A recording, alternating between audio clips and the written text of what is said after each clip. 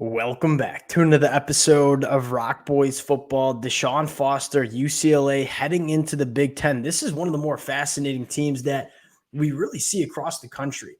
Heading into 2024, want to dive into this UCLA depth chart, take a look at the schedule, and kind of project this team going into the 2024 year. And I think this is a particular team that a lot of people are sleeping on, right? On the surface level, you lose some guys to the NFL.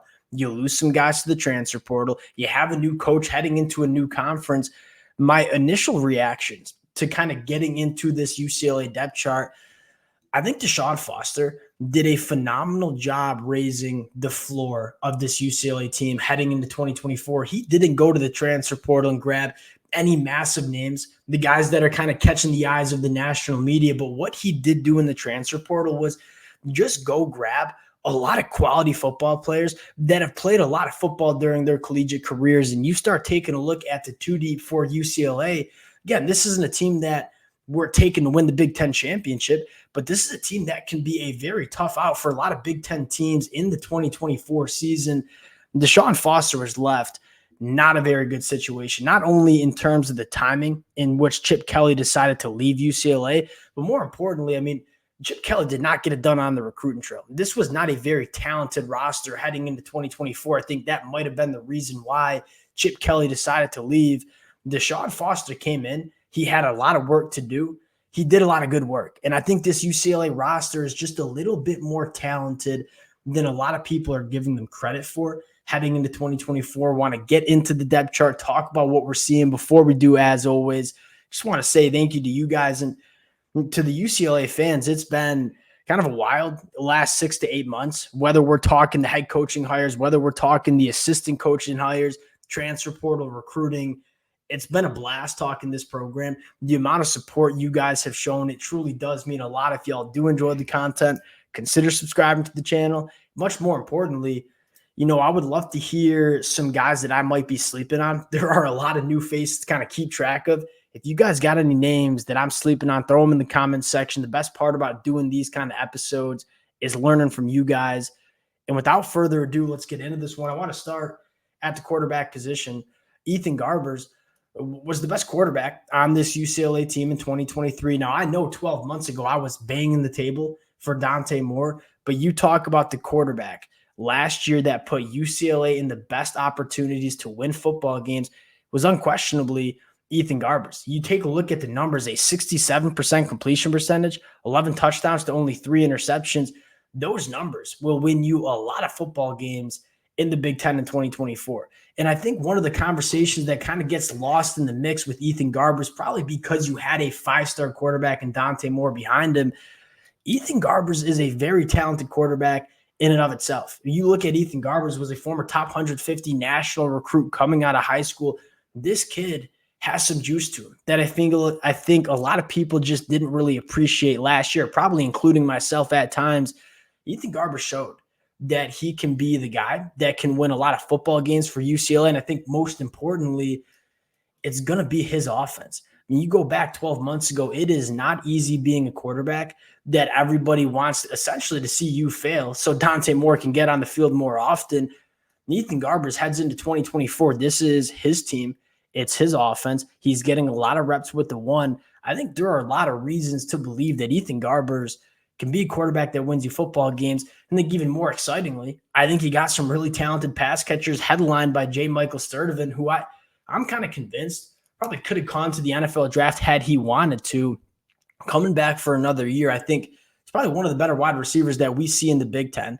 You have Logan Loya, who I kind of just called 7-11. You talk about a guy that gets open, catches footballs, gets upfield.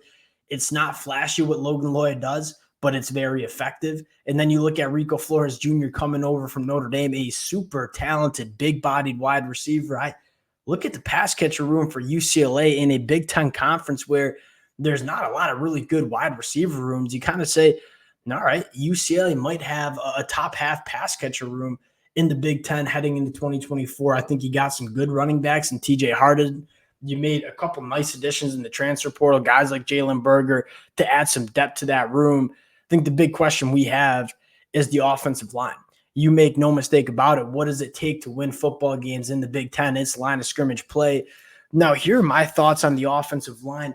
You have a lot of guys that have started a lot of football games, right? Starting with Ruben Unji at the left tackle spot. This was a guy that started every single game at right tackle last year for Houston in the Big 12, has played over 1,300 snaps. You look at a guy in Spencer Halsted, guy that's played over 3,000 snaps during his college football career. You look at guys like Josh Carlin and Garrett. I mean, a lot of these offensive linemen have started a lot of football games in the past.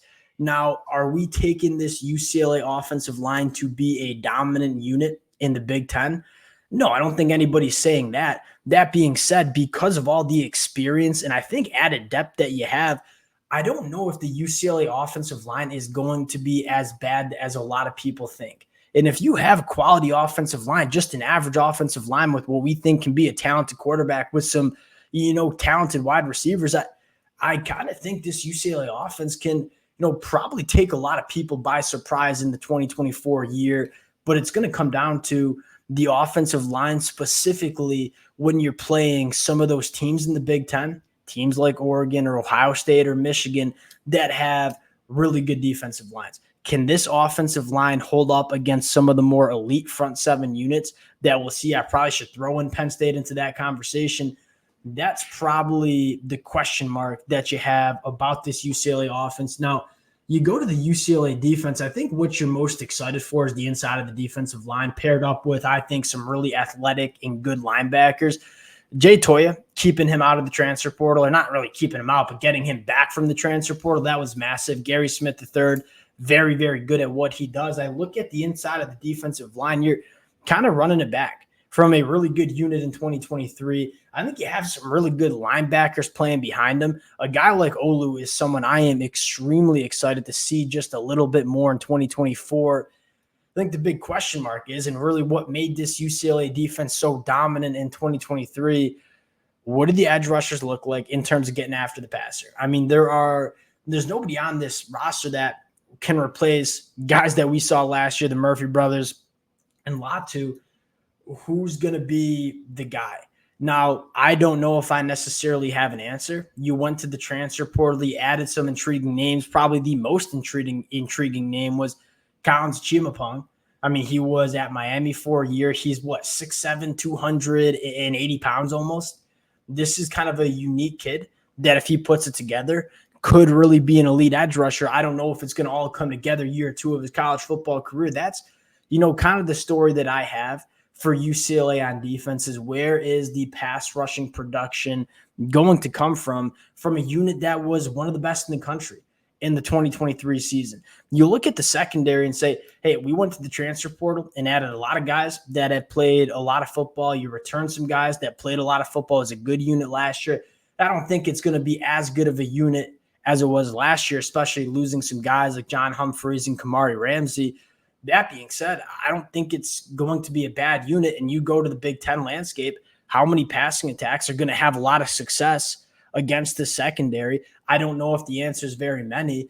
So I look at the UCLA defense and say it probably doesn't get significantly better from what we saw last year, but I don't know if it takes the amount of a step back that a lot of people might think it's going to take going into the 2024 season. Now, I think the more fascinating conversation to have is, let's get into this UCLA schedule. It's a kind of a weird schedule where you're going a lot of different places, right? You're going to Baton Rouge, you're going to Beaver Stadium, places that UCLA hasn't really been before. You start on the road at Hawaii. That should be a win, right? If UCLA is the team that I think they could be in 2024, that should be a win. Then you get a bye week, and then you get Indiana traveling across the country to play in Rose Bowl Stadium. I think there's a very good opportunity that UCLA starts 2-0, 1-0 in Big Ten play. Now you go on the road to LSU. Very hard to pick UCLA in that game. You get Oregon at home. Again, hard to pick or UCLA in that game. And then you go on the road to Penn State. On paper, those are probably all three losses for UCLA, sitting at 2-3, getting Minnesota at home. And I think the big question with the back half of the schedule is, how good is this UCLA team along the line of scrimmage? You look at Minnesota, you look at Rutgers, you look at Nebraska, you look at Iowa. 2 of the games you go on the road, 2 of the games you get at home. All 3 of those teams, or 4 of those teams, are going to be line of scrimmage teams, right? They're going to try to run the football and play good defense, specifically in that front seven. I think the big question mark is, How good is UCLA along the line of scrimmage on both sides? Can they hang with some of those teams in the Big Ten that are built from the line of scrimmage? That's probably the question, because you look at teams like Minnesota or Rutgers or Iowa or Nebraska, you probably have better skill talent on the outsides than some of those programs. But can you hang with them along the line of scrimmage? That's the big question we have for this UCLA program heading into the 2024 year. You get USC and then Fresno State to wrap up. You're trying to probably, if I'm UCLA fans, and I would love to hear from you guys in the comment section on this one, if you're UCLA and you're heading into 2024, what are the expectations for DeShaun Foster year one? In my opinion, it should be a bowl game. You win 6 football games with this UCLA team in 2024. I think that starts getting the ball rolling for the DeShaun Foster era. We're seeing DeShaun Foster do an elite job on the recruiting trail, do a nice job in the transfer portal. If DeShaun Foster can win 6 games and go to a bowl game, potentially win a bowl game, get a lot of buzz around this program. That's why they hired DeShaun Foster. Everyone wants to drag DeShaun Foster in terms of what we saw during Big Ten media days. Hey, UCLA fans know, we didn't bring DeShaun Foster in to win any press conferences. We brought DeShaun Foster in to reignite this program, get it going on the recruiting trail. You win 6 games, you go to a bowl game, you finish with a really strong class in 2025. That's how you get the ball rolling for UCLA. DeShaun Foster knows what he wants to do, but I think it starts with winning football games on Saturdays in the fall. A lot of game previews that we're going to be doing for this UCLA program. I would love to hear from you guys in the comment section as well. If y'all do enjoy the content, consider subscribing to the channel. Appreciate you guys, and we'll talk to y'all later.